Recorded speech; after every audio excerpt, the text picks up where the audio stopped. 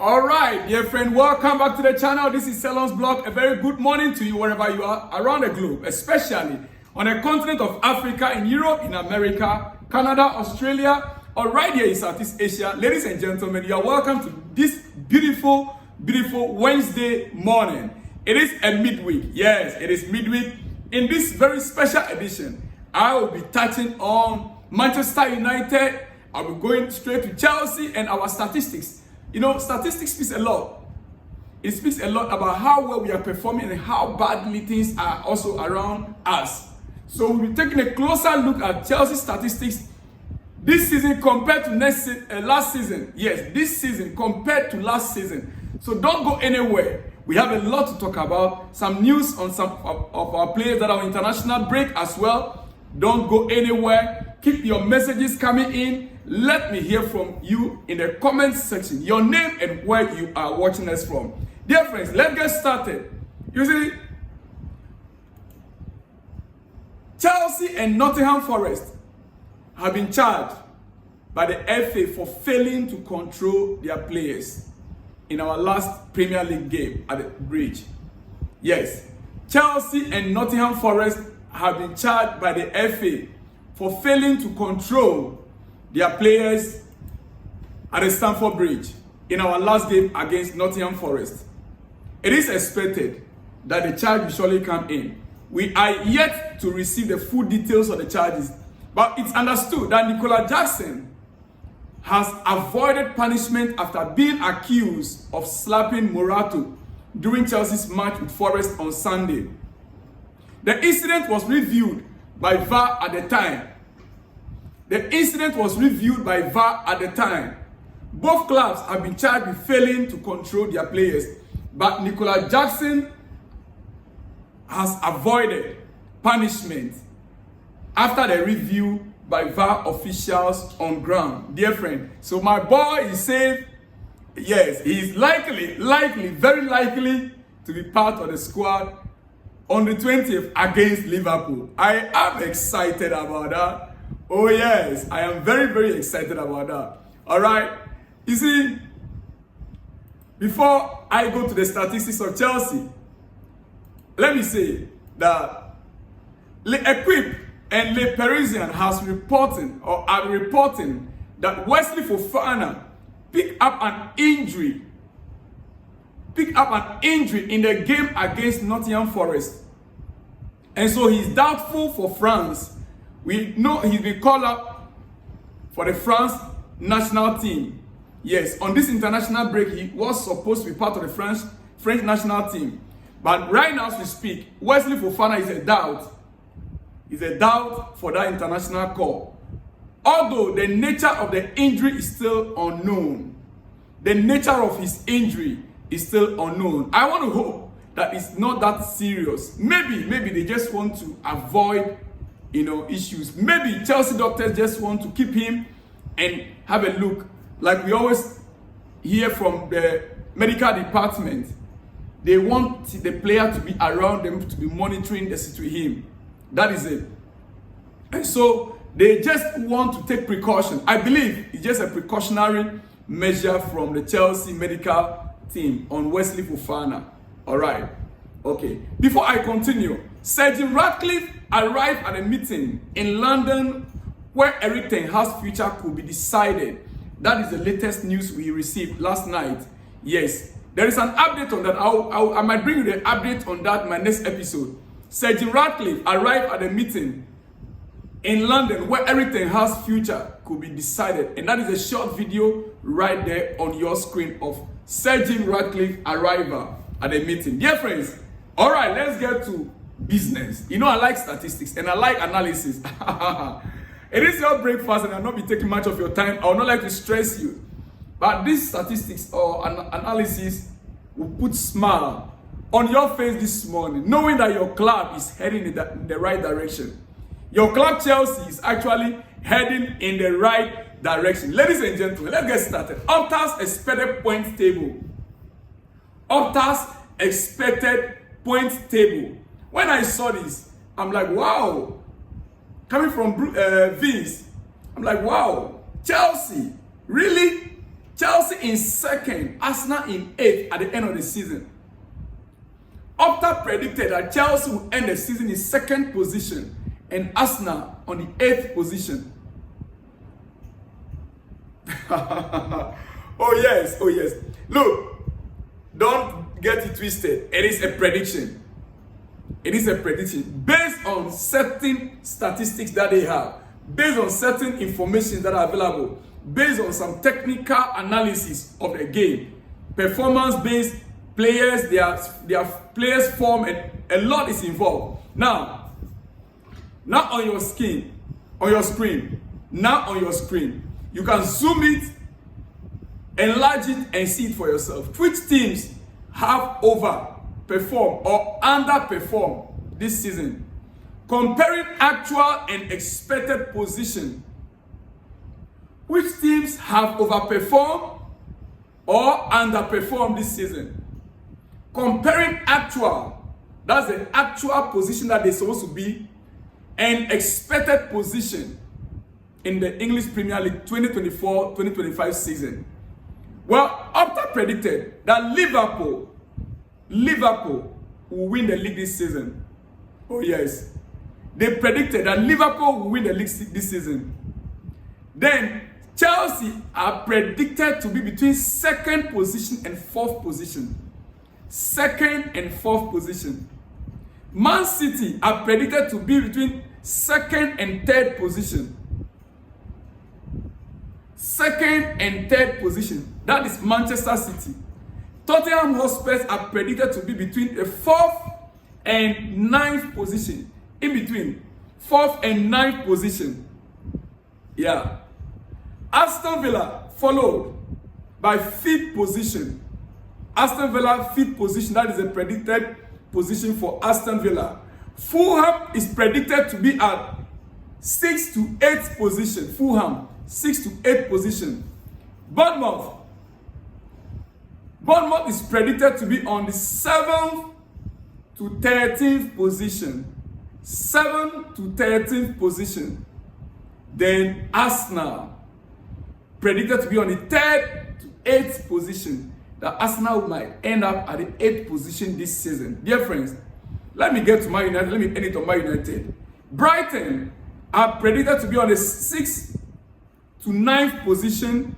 Manchester United are on 10th to 14th position. Right now, as we speak, United are actually 14th on the league table. So you can see, the prediction is somehow, right now, true. Then it followed by Newcastle, Nottingham Forest, West Ham, Brentford, Crystal Palace, Southampton, Everton, Wolves, Leicester City, and Ipswich. So Ipswich Town is predicted to be 17th to 20th position. Dear friends, it is what it is. That is the Opta analyst prediction. Now, these predictions are due to how we have performed previously. Yes, Opta's prediction is due to how all the teams performed previously in last season. And Chelsea, for instance, we have actually overperformed so far. Yes, Chelsea have actually overperformed this season. And Arsenal is underperforming only due to previous season. Previous season, looking at Arsenal's performance previously in last season, it is expected that by now they should rather be on top of the league table. Or worse, even second. Their performances should have been up. So Arsenal is underperforming only due to previous season. That doesn't mean we have done better than them this season. They only compare last season Chelsea, this season Chelsea. Where we are right now, it seems like Chelsea have overperformed. And that is what gave us a predicted higher prediction level. Higher marks than teams like Arsenal and Manchester City. Oh yes, you should be excited about it. If your team is overperforming its XG, we are performing. We are overperforming our XG. That's the truth. That is the truth. And I'll show you something else again before I let you go. Yeah, regarding Cole Palmer. You see, but as we speak, ladies and gentlemen, moving on. having been afforded a day off following our 1-1 draw with Nottingham Forest on Sunday. Those not selected for international duty, players that are not selected for international duty, they are back at Cobham. As you can see the picture on your screen. Yeah, they reported back at Cobham to train under the watchful eye of Enzo Maresca and his coaching staff. Some of the names that I have here: Bettinelli, Badiashile, Ben Chilwell, Romeo Lavia, Casadai, Dewsbury Hall, Chukwuemeka, Sancho. Reece James continuing with his recovery from injury. So those are the players that reported back at Cobham yesterday. Dear friends, they reported back at Cobham yesterday. Well, before I let you go this morning for your breakfast, Cole Palmer is named England's Men's Player of the Year. Cole Palmer, England Player of the Year. Palmer voted the winner ahead of Jude Bellingham and Bukayo Saka. He scored England's goal in the Euro 2024 final as well. Yes, Palmer, the first Chelsea player to win the award since Ashley Cole in 2010. Cole Palmer is the new England player, or England's Men's Player of the Year. England's Men's Player of the Year. Palmer voted the winner ahead of Jude Bellingham, with all the noise around Jude Bellingham. Bukayo Saka, it is our own Cole Palmer that got the award. He scored England's goal in the Euro 2024 final. You remember? Yes. Coming on as a substitute. Palmer, the first Chelsea player to win the award since Ashley Cole in 2010. Now, Cole Palmer has won England's Men's Player of the Year award 2024. Big congratulations to him. That is what he's supposed to be saying. Big congratulations to our boy, our homeboy, the Cole Palmer.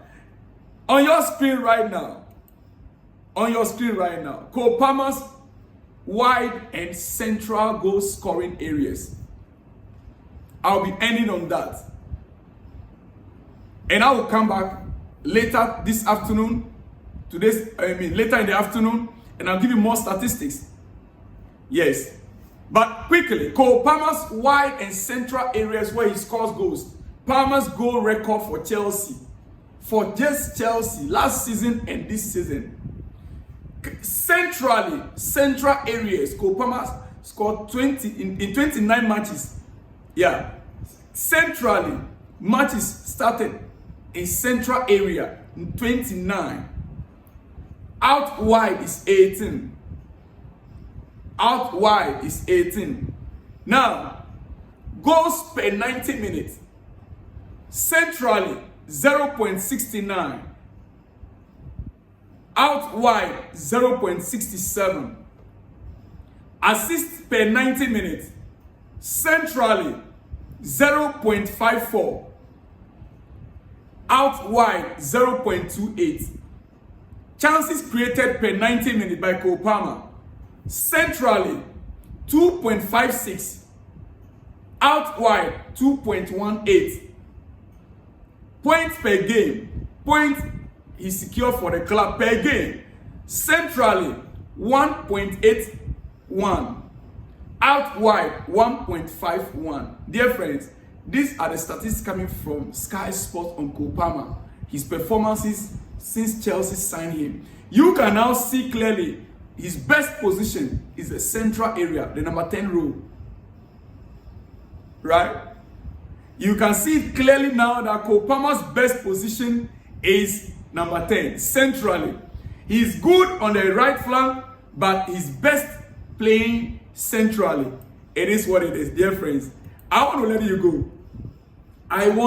you go. This time around, I don't want to waste much of your time. Yeah, I want to come and make it snappy, then let you go. But you see, on some international news for my Nigerian fans out, the Super Eagles, more arrivals stormed Eagles camp yesterday. More arrivals. As you can see on your screen, Ekong, yes, Okoye, Maduka, Lukman, and Calvin Bassey all arriving last night. Finally, Super Eagles, they are beginning to update their X and some other platforms, so we can have some news for you guys. So as you can see, more arrivals storms Eagles camp yesterday. Ekong, Okoye, Lukman, Calvin Bassey, they have all arrived, including even Simon Moses. Yeah, they have all arrived in camp yesterday. Dear friends, quickly, 20 players now in camp as at last night. 20 players in all in Super Eagles camp as at last night. Camp update. Yes. Oba, Soji, Nwabali, Ndidi, Onyeka, Onyedika, Dele Bashiru, Boniface, Chukwueze, Tanimu, Okoye, Trust Ekon, Bassey, Ajayi, Lukman, Onyemachi, Awoniyi, Iwobi, Simon, Yusuf, and Ena. They are all in camp right now as we speak. 20 players in Super Eagles camp for the AFCON qualifier. Dear friends, on that note, I'll see you guys in the next one when you see me. Shalom and peace.